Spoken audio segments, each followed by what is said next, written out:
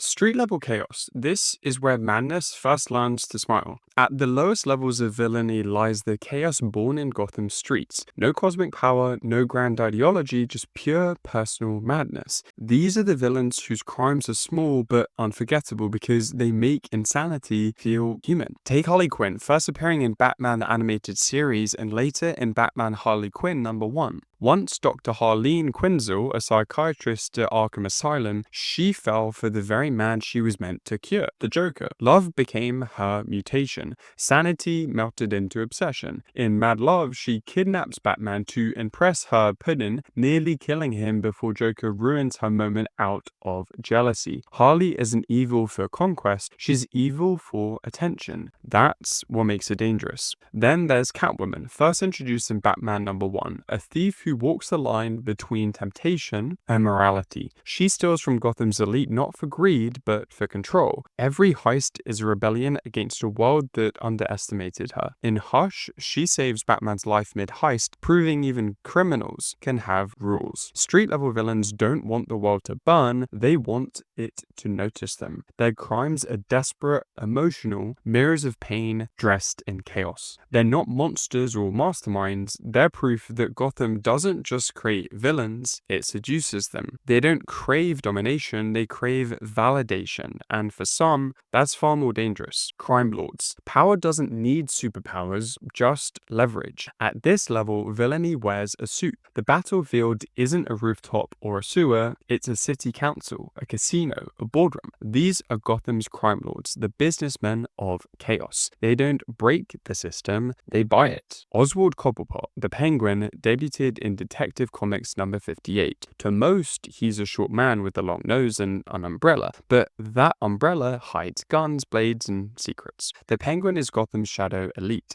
a man who turned mockery into an empire. In Batman Earth 1, he rises from ridicule to become Gotham's mayor, proving that crime isn't always born in alleys, sometimes it's elected. Then there's Roman Sarnes, Black Mask, introduced in Batman #386. The son of Gotham's high society, he burnt his parents alive for controlling his life. Later, he carved a mask from his father's coffin, a symbol of freedom through horror. In Batman War Games, he tortures Stephanie Brown, the then Robin, simply to break Batman's hope. For him, pain is business strategy. Crime lords like Penguin and Black Mask thrive where heroes can't see. They buy judges, own cops, and turn morality into currency. To them, Gotham isn't a city, it's a chessboard, and everyone else is a pawn. If they ruled your city in real life, you'd never know it. That's their genius. No costume, no riddle, just money and fear. They don't crave destruction, they crave control, because once you own the system, you never need to break it. Predators. Perfection in killing isn't rage, it's art. At this level, evil becomes efficient. These are the predators, assassins, mercenaries, and hunters who turn murder into mathematics. They don't destroy cities, they target hearts, minds, and symbols. And when they strike, it's never personal, it's professional. Slade Wilson, Deathstroke, debuted in the new Teen Titans #2. A soldier enhanced to perfection, his mind calculates combat like a computer. Every bullet, every strike, every breath, deliberate. In Identity Crisis, Deathstroke single-handedly defeats the entire Justice League infiltration team, Green Arrow, Flash, Hawkman, and Zatanna, all in under a minute. He's not just fast, he's inevitable. Then there's Victor Zsasz, introduced in Batman Shadow of the Bat #1. Once a rich man addicted to gambling, he lost everything and found meaning in murder. For every victim, he carves a tally mark into his own skin, a body turned into a death ledger. Zsasz doesn't need powers. His satisfaction comes from the moment fear turns into silence. Predators like Deathstroke and Zsasz show two faces of lethal intent. One disciplined, one deranged. One hunts for contract, the other hunts for purpose. They're the kind of killers who could exist in our world, trained, logical, and unflinching. They remind us that fear doesn't always scream, sometimes it just breathes steadily, before it cuts your throat. These aren't villains you escape. They're villains you don't even know are there until you stop breathing. The predators kill for precision, but the next level kills for belief. Tyrants. Some villains don't want to watch the world burn, they want to rebuild it. This is where evil becomes conviction. The tyrants, the visionaries, men who believe destruction is mercy and control is salvation. They don't crave chaos, they crave order. Ra's al Ghul, first appearing in Batman number 232, is centuries old, kept alive by the Lazarus pits. To him, humanity is a virus destroying its own planet. His solution? Purge the weak, rebuild the world in balance.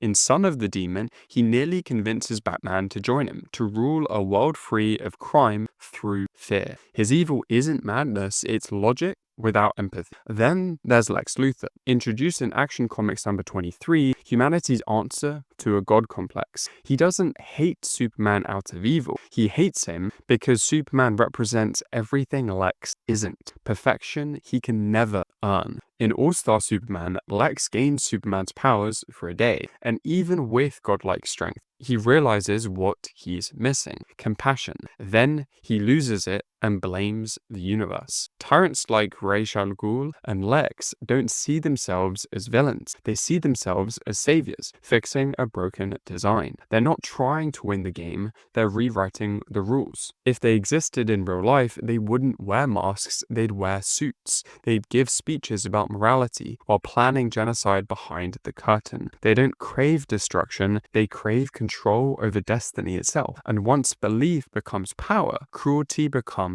policy. The tyrants justify their sins, but the next level enjoys them. Sadists. At this level, evil isn't a plan, it's entertainment. These are the sadists, villains who don't destroy for ideology or profit, but for pleasure. They don't want control or redemption, they want a reaction. To them, suffering is the purest art form. The Joker, first appearing in Batman number 1, is chaos incarnate, a man with no rules, no pasts, no limits. In The Killing Joke, he shoots Barbara Gordon, paralyzing her just to prove one idea: anyone can go insane after one bad day. He isn't trying to kill Batman, he's trying to corrupt him, to drag the world's greatest symbol of order into madness. For the Joker, pain isn't the consequence, it's the punchline. Then there's Eobard Thawne, the Reverse Flash, debuting in The Flash number 139, a man from the future who idolized the Flash until obsession rotted into hatred. Thawne traveled back in time to ruin Barry Allen's life, killing his mother, framing his father, and ensuring his hero's pain would never end. In Flashpoint, his words say it all.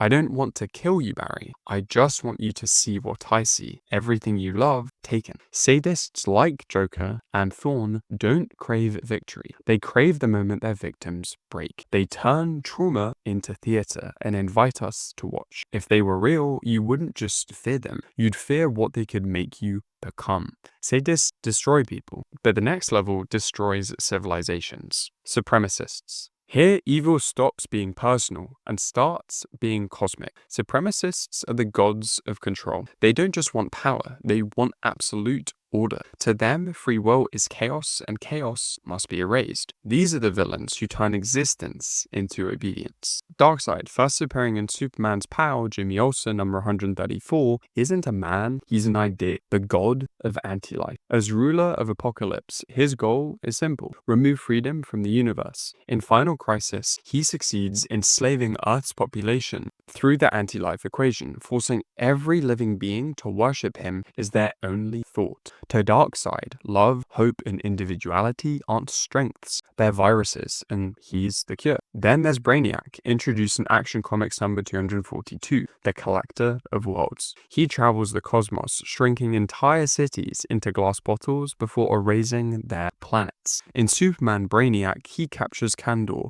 Krypton's capital, and wipes out billions, all in the name of preservation. His logic is flawless and completely soulless. Supremacists like Darkseid and Brainiac represent the coldest kind of villainy. Not hatred, but clarity. They believe perfection means eliminating choice. In their worlds, peace isn't achieved, it's enforced. If beings like them existed in reality, it wouldn't be war, it would be surrender. Silent, endless, and absolute.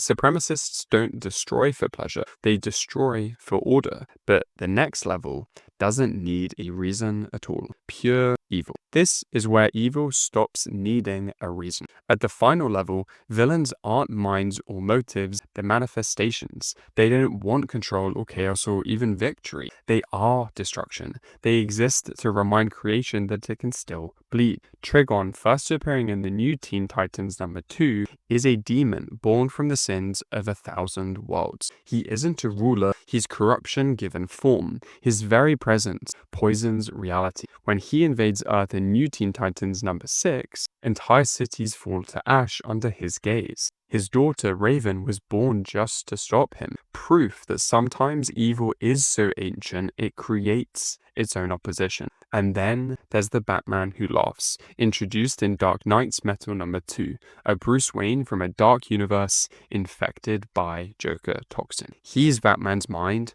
with Joker's madness, and intellect fused with pure anarchy. In Death Metal, he becomes something beyond even the gods, wielding cosmic power to reshape reality into one eternal nightmare. He doesn't seek to rule, he seeks to infect, to make every universe as broken as his own. Pure evil isn't chaos or control, it's contamination. It spreads, it adapts, it evolves. You can't stop it because it doesn't want anything you can take away. If these beings existed, prayer wouldn't help. You wouldn't even know they'd won because you'd already be part of them. Then there's no level beyond this. Only the darkness that remembers your name. Evil never ends, it just changes faces. Subscribe and let's keep unmasking the next one together.